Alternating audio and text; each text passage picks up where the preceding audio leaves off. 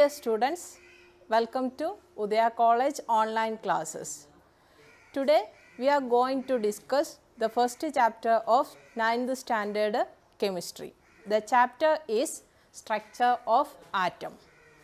In this chapter we study about molecules, atoms, Dalton's atomic theory, some scientists and their findings, different atom models, atomic number, mass number, electronic configuration, isotopes, etc. Now look your surroundings. We can see variety of substances like water, soil, sky, colors, dresses, etc.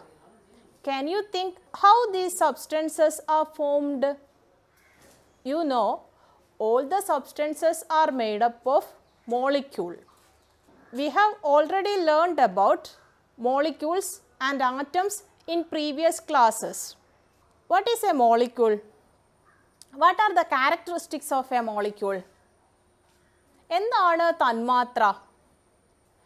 All the substances in our surroundings are made up of extremely small particle called molecule. നമ്മുടെ ചുറ്റുപാടിലുമുള്ള എല്ലാ പദാർത്ഥങ്ങളും നിർമ്മിച്ചിരിക്കുന്ന അതിസൂക്ഷ്മ കണികകളാണ് തന്മാത്ര. What are the characteristics of a molecule? Molecule is the smallest particle of a substance which possesses all the properties of that substance. ഒരു പദാർത്ഥത്തിൻ്റെ എല്ലാ ഗുണങ്ങളും അടങ്ങിയിട്ടുള്ള അതിസൂക്ഷ്മ കണികയാണ് molecule അല്ലെങ്കിൽ തന്മാത്ര എന്ന് പറയുന്നത്. Molecules can be subdivided into extremely small particles called atoms. Or all the molecules of a substance are made up of extremely small particles called atoms. അതിസൂക്ഷ്മ കണങ്ങളാൽ നിർമ്മിതമാണ് തന്മാത്ര. തന്മാത്രകൾ വിഭജിച്ച് അതിസൂക്ഷ്മ കണികകളാക്കി മാറ്റാം. അതിനെയാണ് നമ്മൾ ആറ്റം എന്ന് വിളിക്കുന്നത്. Okay, do you know the famous scientist John Dalton? He had color blindness. So this is known as Daltonism. John Dalton എന്ന പ്രശസ്തനായ ശാസ്ത്രജ്ഞന് നിങ്ങൾക്കറിയൂ, അദ്ദേഹത്തിന് നിറങ്ങളെ തിരിച്ചറിയാനുള്ള കഴിവില്ലായിരുന്നു. അതുകൊണ്ട് വർണ്ണാന്ധത എന്നറിയപ്പെടുന്ന ഈ രോഗം ഡാൾട്ടനിസം എന്ന പേരിലും അറിയപ്പെട്ടിരുന്നു. Dalton's proposed a theory in 1807 for the study of atom and how matter is formed. This theory is known as Dalton's atomic theory. 1807 ആറ്റത്തെക്കുറിച്ചും പദാർത്ഥങ്ങൾ എങ്ങനെ ഉണ്ടാകുന്നു എന്നതിനെക്കുറിച്ചും ഡാൾട്ടൺ ഒരു തിയറി കൊണ്ടുവന്നു. ഇതിനെ ഡാൾട്ടൻ്റെ അറ്റോമിക സിദ്ധാന്തം എന്നാണ് അറിയപ്പെടുന്നത്. This theory only based on logical thinking. There is no experimental observation or scientific evidences. Yet this theory could explain logically the basic ideas about how matter is formed. There are 6 major postulates in Dalton's atomic theory. ഈ ഡാൾട്ടൻ്റെ അറ്റോമിക സിദ്ധാന്തത്തിന് യാതൊരു വിധത്തിലുള്ള ശാസ്ത്രപരമായ തെളിവുകളും ഇല്ലായിരുന്നു. Logical തിങ്കിങ്ങിൻ്റെ ഫലമായിട്ടാണ് ഈ theory ഉണ്ടായിട്ടുള്ളത്. പ്രധാനമായും 6 പോസ്റ്റുലേറ്റ്സ് ആണ് ഡാൾട്ടൺസ് അറ്റോമിക് തിയറിയിൽ ഉള്ളത്. The first one is matter is made up of minute particle called atoms. പദാർത്ഥങ്ങൾ നിർമ്മിച്ചിരിക്കുന്ന അതിസൂക്ഷ്മ കണങ്ങളാണ് ആറ്റങ്ങൾ. Atoms cannot be divided during chemical reaction. Atoms can neither be created nor be destroyed. രാസപ്രവർത്തന വേളയിൽ നമുക്ക് ഒരാറ്റത്തെ വിഭജിക്കാൻ സാധ്യമല്ല. അതേപോലെ തന്നെ ഒരാറ്റത്തെ നിർമ്മിക്കുവാനോ നശിപ്പിക്കുവാനോ സാധ്യമല്ല. Atoms of the same elements have identical in their properties, size, mass. ഒരേ മൂലകത്തിൻ്റെ ആറ്റങ്ങൾ ഗുണത്തിലും വലുപ്പത്തിലും മാസിലും ഒരേപോലെ ആയിരിക്കും. For example we consider 10 hydrogen atoms. 10 hydrogen atom consider ചെയ്താൽ ആ 10 ഹൈഡ്രജൻ ആറ്റവും അതിൻ്റെ ഗുണത്തിലും മാസിലും വലുപ്പത്തിലും ഒരേപോലെ ആയിരിക്കും.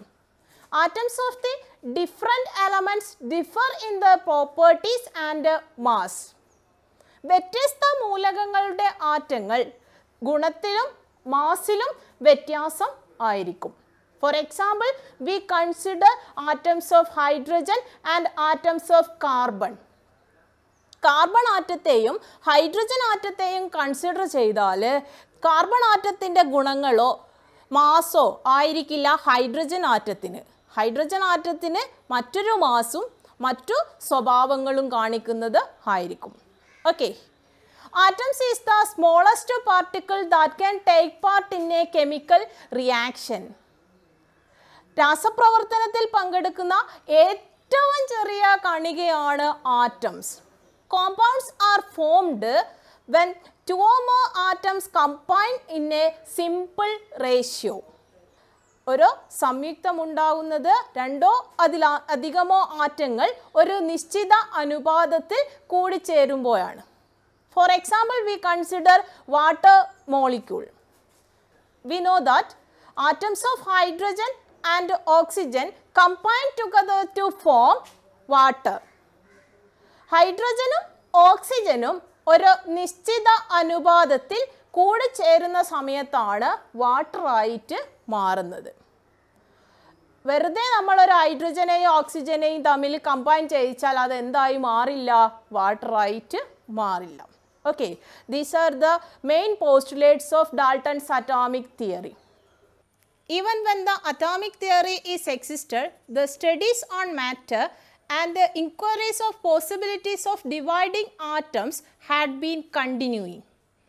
The observation and result of numerous experiments conducted by scientists had contradictory to that of atomic theory. Atomic theory നിലനിൽക്കുന്ന സമയത്ത് തന്നെ മാറ്ററിനെ കുറിച്ചും ഇനി ആറ്റത്തിനേക്കാൾ ചെറിയ കണങ്ങളുണ്ടോ എന്നതിനെക്കുറിച്ചും ശാസ്ത്രജ്ഞന്മാർ പരീക്ഷണങ്ങൾ തുടർന്നുകൊണ്ടേയിരുന്നു. ഈ പരീക്ഷണങ്ങളുടെ ഒക്കെ ഫലങ്ങൾ atomic തിയറിക്ക് എതിരായിരുന്നു. Now we discuss some experiments here. First one is rub a comb on dry hair. Bring this comb near the small bits of paper. We can see this comb attract the paper bits.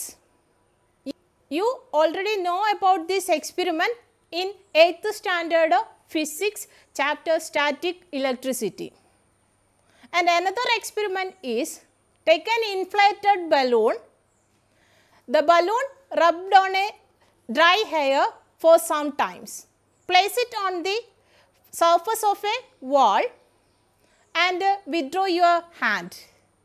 We can see that the balloon stick on the wall. രണ്ട് പരീക്ഷണങ്ങളാണ്.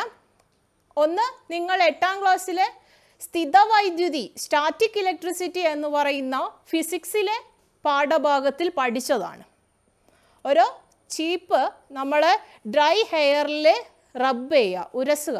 ഉരസുന്ന സമയത്ത് ആ ചീപ്പ് ചെറിയ paper കഷ്ണങ്ങളെ attract ചെയ്യുന്നതായി കാണും.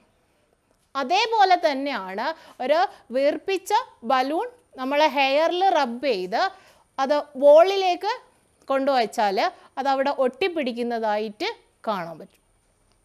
How do things like comb, balloon acquires the capacity of attraction?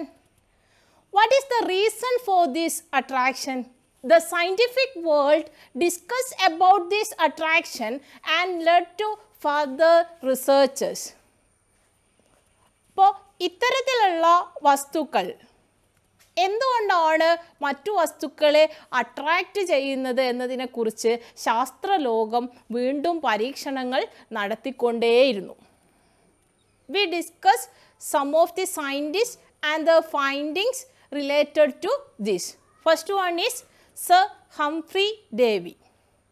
By using electricity, he isolated some elements like potassium, calcium, sodium, strontium, magnesium, barium, boron, etc. from compounds. He conducted experiments which involved the passage of electricity through liquids. He established that the presence of charges in the substances.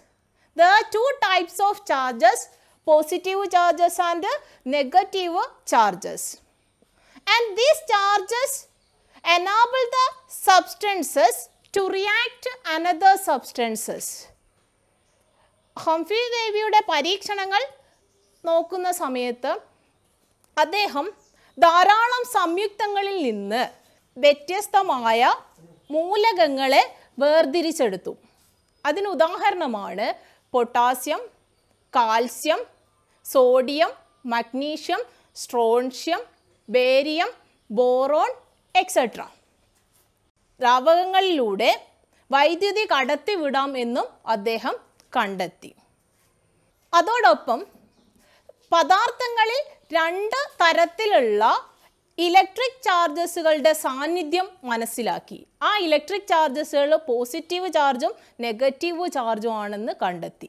ഈ electric ചാർജുകൾ ചില പദാർത്ഥങ്ങളെ മറ്റു ചില പദാർത്ഥങ്ങളുമായി attract ചെയ്യാൻ കാരണമാകുന്നു എന്ന് അദ്ദേഹം പറഞ്ഞു. Now we can conclude the attraction of comb, balloon, etc. is due to the formation of electric charges. നമ്മൾ നേരത്തെ ചർച്ച ചെയ്ത പരീക്ഷണങ്ങളിലുള്ള ആകർഷണത്തിന് കാരണമെന്ന് പറയുന്നത് ഈ ഇലക്ട്രിക്കൽ ചാർജുകളുടെ സാന്നിധ്യം ആണ്. The next scientist is Michael Faraday. You know, Michael Faraday is known as father of electricity. He conducted experiments along with Sir Humphrey Davy. He found that electricity can pass through liquids.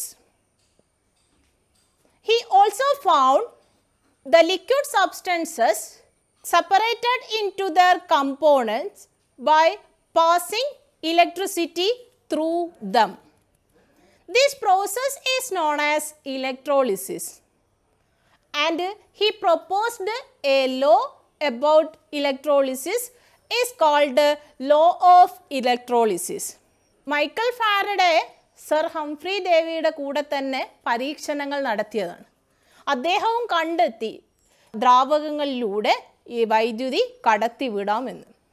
അതോടൊപ്പം തന്നെ ദ്രാവകങ്ങളിലൂടെ വൈദ്യുതി കടത്തിവിടുന്ന സമയത്ത് ആ ദ്രാവകങ്ങളെ അതിൻ്റെ components ആക്കി മാറ്റാം എന്ന് അദ്ദേഹം പറയുന്നു. ഈ ഒരു പ്രോസസ്സിനെ വിളിക്കുന്ന പേരാണ് ഇലക്ട്രോളിസിസ്, വൈദ്യുത വിശ്ലേഷണം എന്ന് വിളിക്കും. ഇനി നമ്മൾ ഈ ഇലക്ട്രോളിസിസുമായി ബന്ധപ്പെട്ട് അദ്ദേഹം ഒരു ലോ കൊണ്ടുവന്നു. അതിനെയാണ് ലോ ഓഫ് ഇലക്ട്രോളിസിസ് എന്ന് പറയുന്നത്. These two scientists failed to explain the reason behind the electrolysis.